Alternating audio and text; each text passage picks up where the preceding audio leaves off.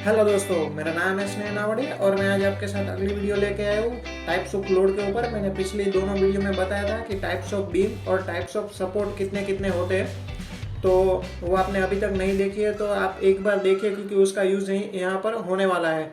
तो types of load में load, तो मैं आपको टाइप्स ऑफ लोड की शुरुआत करने से पहले मैं आपको बता दूं कि टाइप्स ऑफ लोड में जो लोड है, लोड वो क्या होता है। कई बच्चे ऐसा मानते हैं कि फोर्स और लोड दोनों सेम होता है, और कई बच्चे लोड की जगह फोर्स भी लिखते हैं। पर आज हम देखेंगे कि क्या दोनों सेम होता है या नहीं होता है।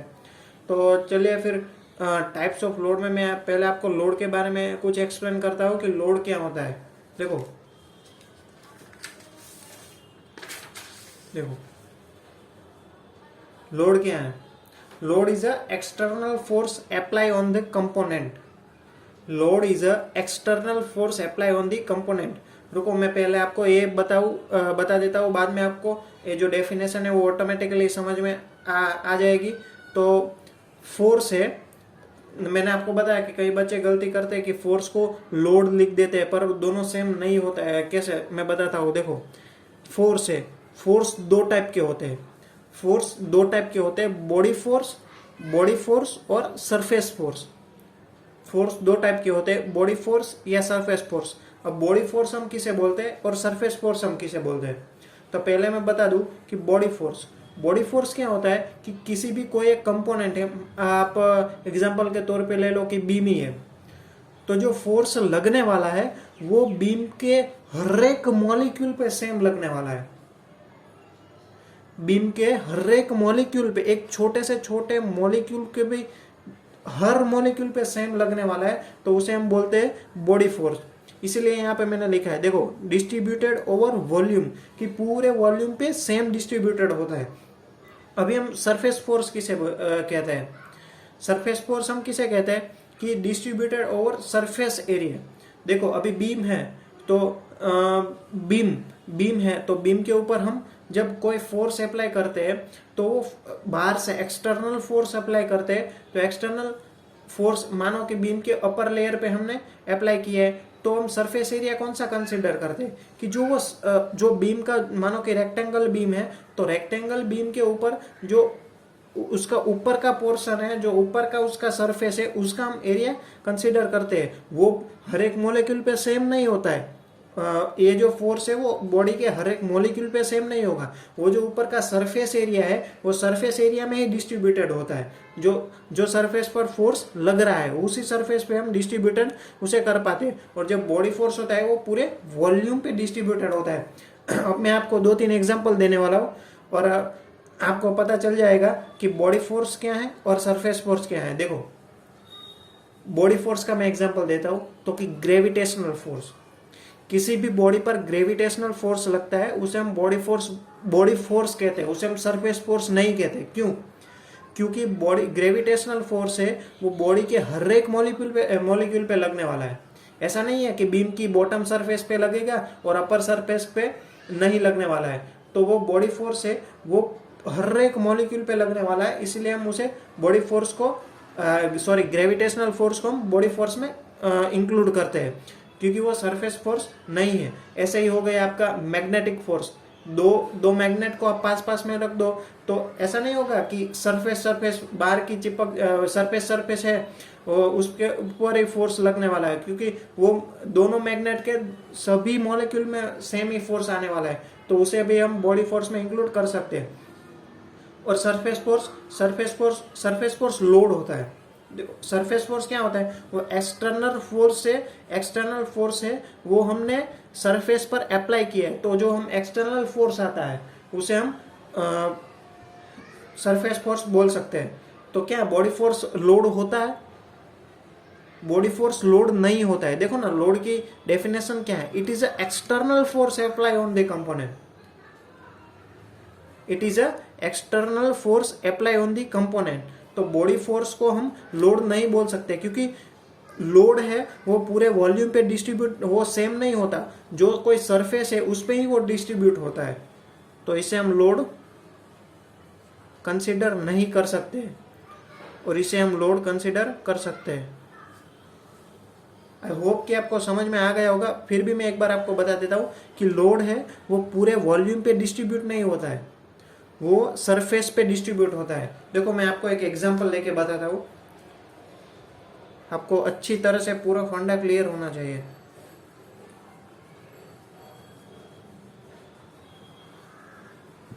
ये कोई शाफ्ट है,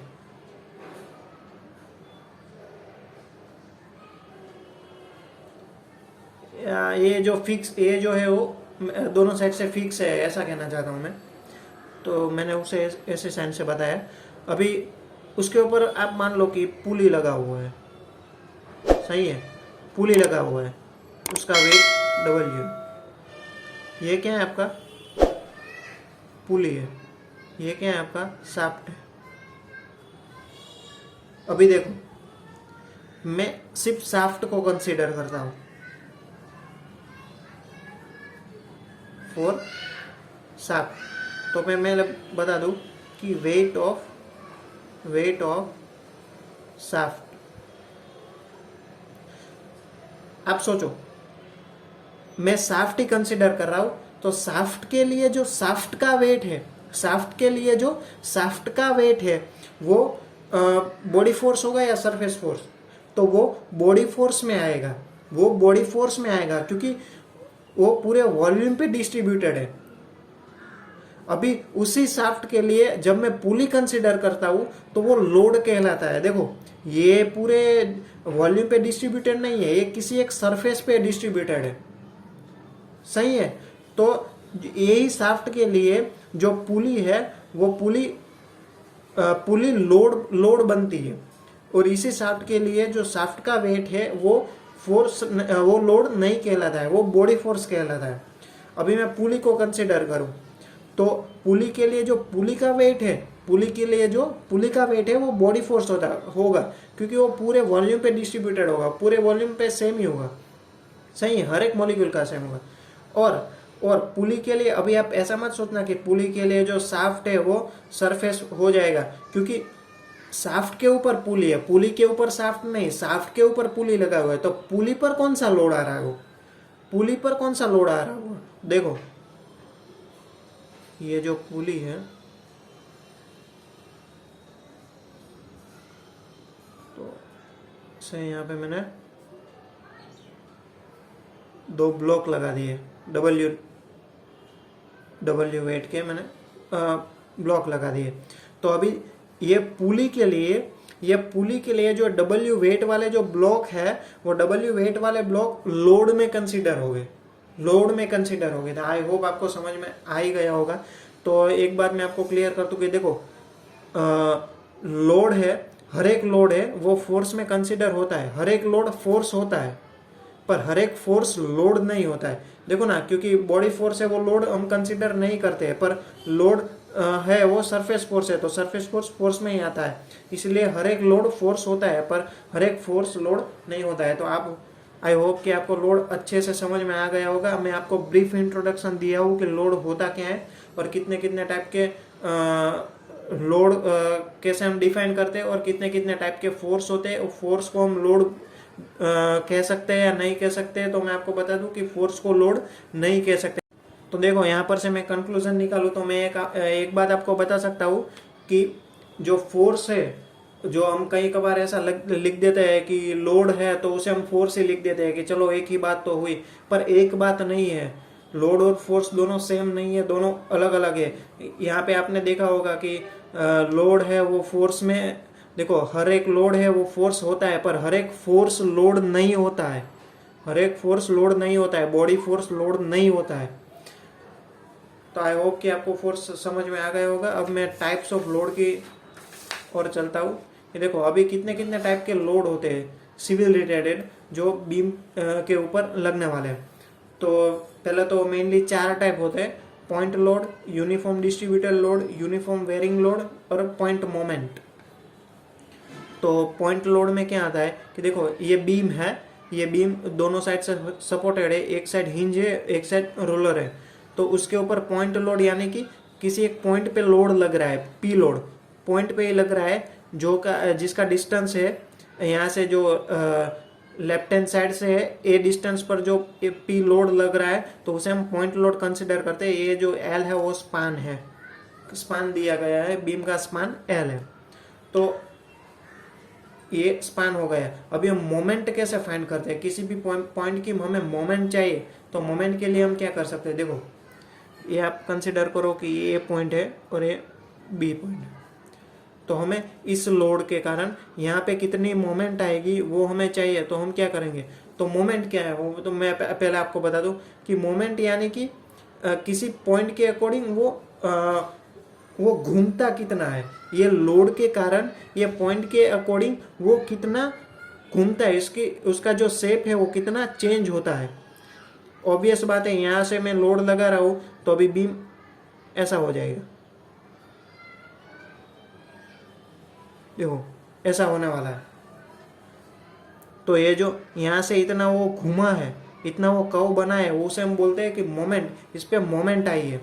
तो देखो हम वो कैसे फाइंड करते हैं, तो ए पॉइंट की मोमेंट चाहिए तो मोमेंट क्या होती है,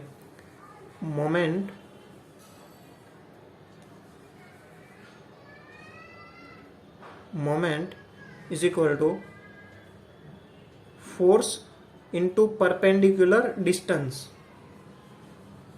देखो P फोर्स लग रहा है और हमें A पॉइंट पे मोमेंट चाहिए, तो हम क्या करेंगे, फोर्स इंटू परपेंडिकुलर डिस्टेंस कितना है, A है, तो P इंटू A। इसी तरह हमें B पॉइंट की चाहिए तो हम क्या कर सकते हैं कि P L माइनस A, ये डिस्टेंस आपका कितना होगा, ये डिस्टेंस आपका हो जाएगा L माइनस A।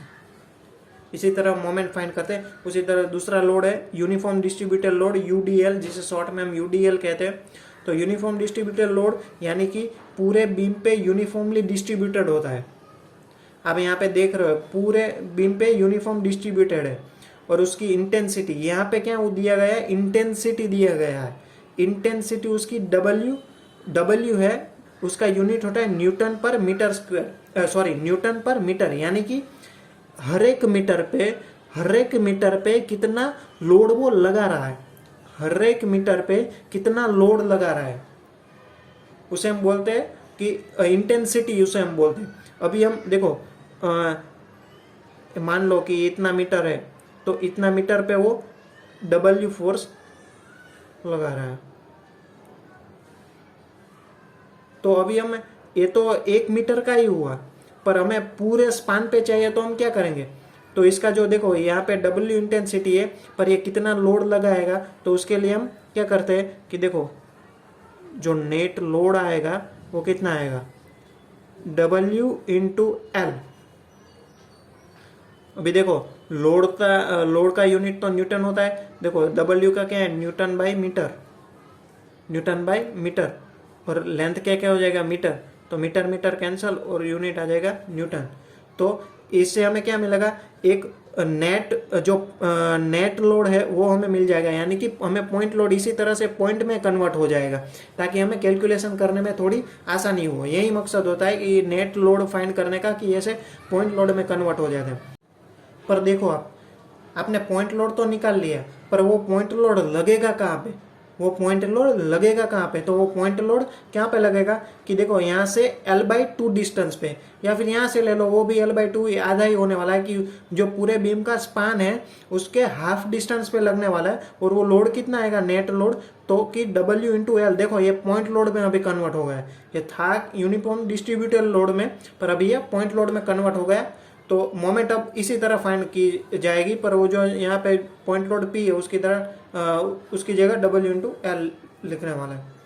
अभी यूनिफॉर्म वेरिंग लोड, यहाँ पे क्या था, यूनिफॉर्म डिस्ट्रीब्यूटेड लोड, पर यहाँ पे क्या है, यूनिफॉर्म वेरिंग लोड। यहाँ पे पूरे बीम पे लोड सेम ही आ रहा था, डिस्ट्रीब्यूट सेम ही किया था, पर यहाँ पे सेम नहीं है। देखो यहाँ पे इंटेंसिटी ज़्यादा है, यहाँ पे कम होती जा रही है, एक ट्राइंगल शेप बन रहा है।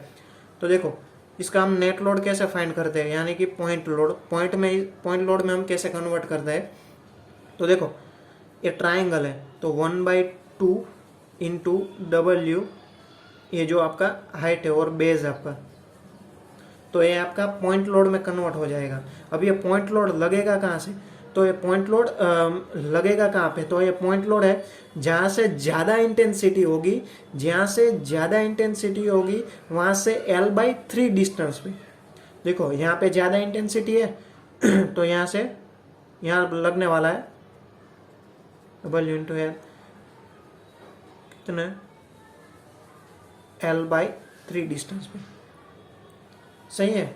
अभी मोमेंट तो आप निकाल लोगे। अभी उसी तरह पॉइंट मोमेंट भी यहाँ पे देखो, कभी कभार ना एग्जाम्पल में तो आपको कॉम्बिनेशन ही दिया गया होगा, पर कभी कभार यूडीएल और यूवीएल का भी कॉम्बिनेशन बनता है। तो वो क्या होता है, वो ट्रेपेजॉइडल टाइप होता है। देखो मैं आपको बताता हूँ, ऐसा भी दिया गया होता है। ये आपका बीम है, यहाँ पे सपोर्ट लगाए हुए है, तो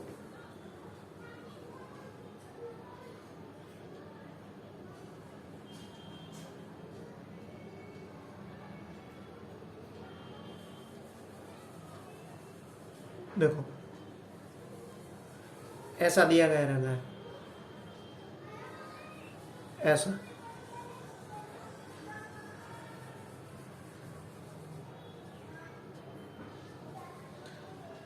ये दोनों का कॉम्बिनेशन है। कैसे, मैं आपको बताता हूँ। देखो मैंने यहाँ पे लाइन तो ड्रॉ कर ही दी है।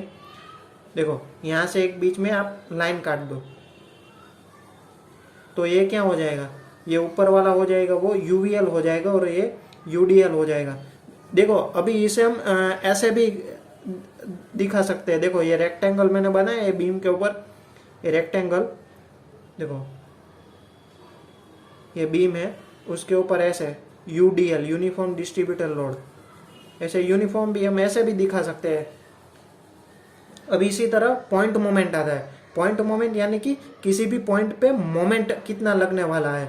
तो देखो यहाँ से वो तो डायरेक्ट ही मोमेंट लगने वाला है। देखो यहाँ से ये जो लेफ्ट हैंड है उससे ए डिस्टेंस पे देखो यहाँ पे मोमेंट लग रहा है, तो वो हमें पॉइंट मोमेंट कंसीडर करेंगे कि देखो यहाँ पे अभी मोमेंट नहीं आएगा क्योंकि मोमेंट तो यहाँ पे लगने ही वाला है। तो इसमें हम क्या, मोमेंट लोड ही नहीं लग रहा है तो मोमेंट फाइंड नहीं कर सकते। पर इसके हमें बोलना हो कि ये बीम पे कितना मोमेंट या ए एंड पे कितना मोमेंट आने वाला है, लेफ्ट हैंड साइड पे कितना मोमेंट आने वाला है, तो हम ऐसे डायरेक्ट बोल सकते हैं कि एम ही आने वाला है। सही है। आई होप जो मैं अभी एक्सप्लेन किया वो आपको समझ में आया होगा, और आपको अच्छे से समझ में आया तो अपने दोस्तों के साथ शेयर कीजिए, और आपको अच्छा लगे तो मेरी चैनल सब्सक्राइब भी कीजिए। और मिलते हैं अगले वीडियो में। रिएक्शन कैसे फाइंड करते हैं वो वाली वीडियो में बनाने वाला हूँ। तो तब तक के लिए जय हिंद।